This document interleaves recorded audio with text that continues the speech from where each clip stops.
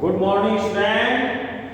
It is class 8, subject science, chapter 12. Topic is friction, घर्षण.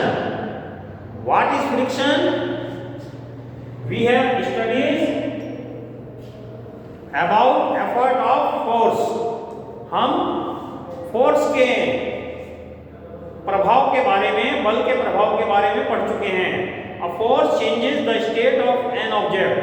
Force किसी भी object का स्टेट, पोजीशन चेंज करता है.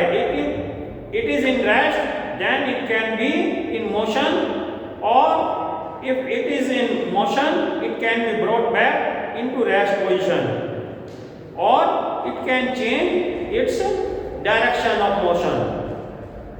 फोर्स से रुकी हुई वस्तु चल सकती है और चलती हुई वस्तु रुक सकती है, या चलती हुई वस्तु की दिशा बदल सकती है. This all can be done by applying force. यह सब फोर्स के कारण होता है. But when we roll a ball on the floor, it slow down after some time and then come to rest. यदि हम फर्श पर गेंद लुढ़काएं तो यह कुछ धीमे इसकी गति हो जाती है और फिर यह रुक जाती है. Why it is so? ऐसा क्यों होता है? It is due to the presence of a contact force that provide resistance to the movement of the ball. यह इस गेंद जो फर्श के कांटेक्ट में आ रही है, तो फर्श के कांटेक्ट से लगने वाले बल के कारण ऐसा होता है जिससे उसकी गति कम हो जाती है, उसकी स्पीड स्लो डाउन हो जाती है.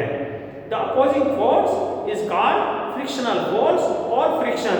इसे ही फ्रिक्शन या फ्रिक्शनल फोर्स कहते हैं. Friction acts when two surface rub against each other. ऐसा तब होता है जब फ्रिक्शन कब काम करता है, जबकि दो सतहें एक दूसरे से रगड़कर जाती हैं. It always acts in the direction opposite to the direction of motion. यह गति करने की दिशा के विपरीत होता है. यदि हम if we this is our floor and we take a substance, हमें किसी गाड़ी में, चीज में रस्सी बांधी और उसे खींचने लगे, then its motion will be in the forward direction. तब इसकी गति सामने की दिशा में होगी और जो फ्रिक्शन लगेगा, फ्रिक्शन की पोजीशन हमेशा मूवमेंट के, मोशन के विपरीत होती है. मोशन सामने को होगा, आगे की दिशा में होगा, तो फ्रिक्शन पीछे की दिशा में होगा. उसे मोशन को अपोज करता है, उसकी गति को धीमा करता है. What causes friction? फ्रिक्शन के क्या क्या कारण हैं? If you see the texture of any surface with a microscope, आपको जैसे आप इस सतह को देख रहे हैं तो ये आपको बिल्कुल चिकनी सतह, लाइन सीधी लगेगी, चिकनी लगेगी. लेकिन जब आप इसे माइक्रोस्कोप से देखेंगे तो इसमें भी ऊबड़ खाबड़ सतह, अगर हम टेबल के ऊपर भी देखें तो हमें माइक्रोस्कोप से देखने पर कुछ सरफेस अनइवन हो जाती है. ये अनइवन इरेगुलरिटीज जो उसमें प्रेजेंट होती है, उसी के कारण उसकी सतह में रगड़ होती है. You may try to look at a piece of sandpaper. आप रेगमाल को देख सकते हैं, सैंड पेपर को. उसमें देखेंगे तो इसमें एक कागज पर, प्लेन कागज पर कुछ रेत के कण, कांच के बारीक कण चिपकाए हुए होते हैं, जिससे कि उसकी सतह खुरदुरी हो जाती है. Like this, the all things are applied a force with these irregularities.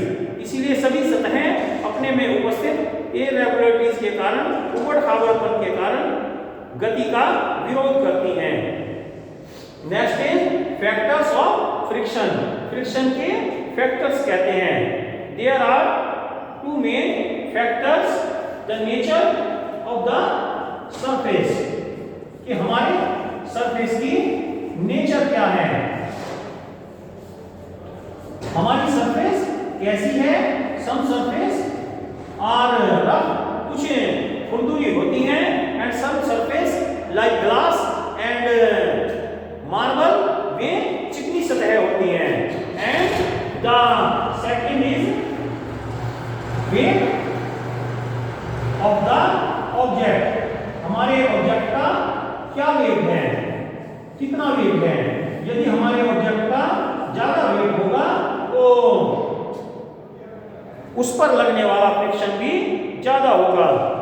इसी तरह the magnitude of frictional force depend on the nature of the surface in contact with each other.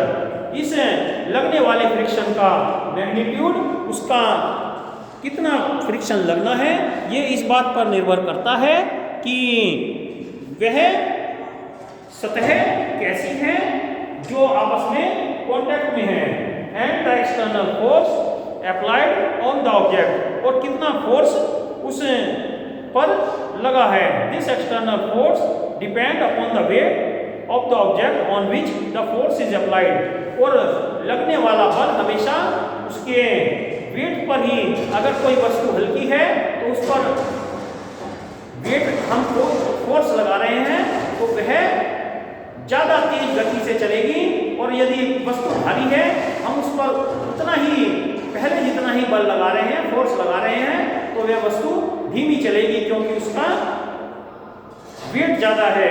इसीलिए the more of the wait of the object the more is the force of friction. यदि वस्तु का भार ज्यादा होगा तो उस पर लगने वाला फ्रिक्शन भी ज्यादा होगा, इसीलिए वस्तु की स्पीड हल्की हो जाती है। Now let us see how the frictional force differ from different surface। अलग अलग सरफेस पे कैसे डिफरेंस होता है। We see different material offer different magnitude of friction। अलग अलग सतह पर डिफरेंटली मैग्नीट्यूड होता है, अलग अलग मात्रा में फ्रिक्शन फोर्स लगता है। स्मूथर सरफेस में कम फ्रिक्शन होता है और रफ सरफेस में ज्यादा फ्रिक्शन होता है।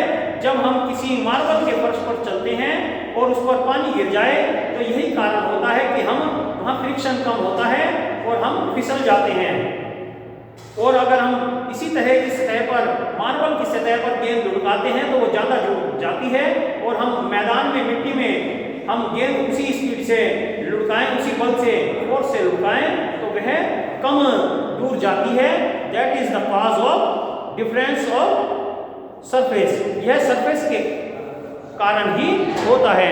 Okay students, read this chapter carefully and do your work and come for checking in school campus. Okay, have a nice day.